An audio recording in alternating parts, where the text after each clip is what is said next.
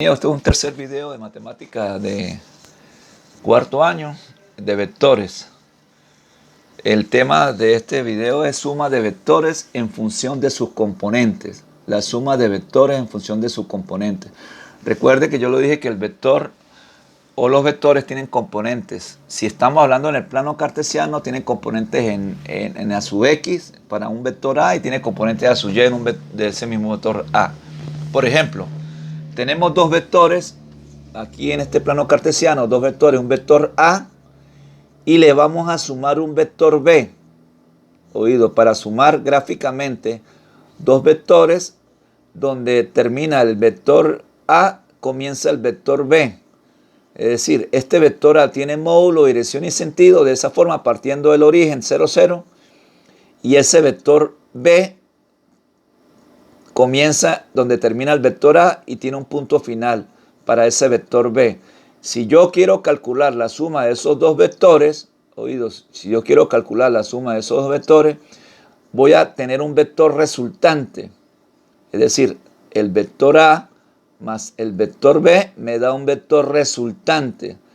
Es decir, la suma de dos me da un vector resultante. ¿Cuántos vectores puedo sumar? Infinito. Yo puedo sumar un vector A más un vector B más un vector C.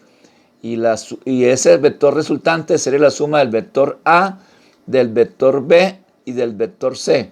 Aquí estoy sumando dos vectores para poder de alguna u otra forma representar gráficamente lo que es la suma de vectores.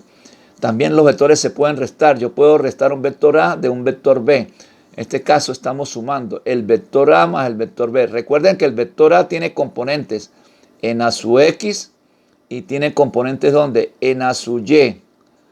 Y el vector B, por consiguiente, también tiene componentes en B sub X y tiene componentes en ¿quién? En B sub Y. ¿Cuál sería el resultante de esa suma de dos vectores? Simplemente el resultante de ese vector resultante, valga la redundancia, es igual a las componentes en X, a las componentes en X de los dos vectores más las componentes de Y de los dos vectores. Es decir, yo sumo A sub X en Y, ¿para quién? Para A más B sub X más B sub X, ¿quién? En Y. Más, ¿quién? A sub X, A sub Y, perdón, A sub Y en J, más la componente de ¿quién? De B sub Y en J. Es decir, que yo con la suma de las Y tengo una resultante en X, y con la suma de las Y tengo una resultante en Y.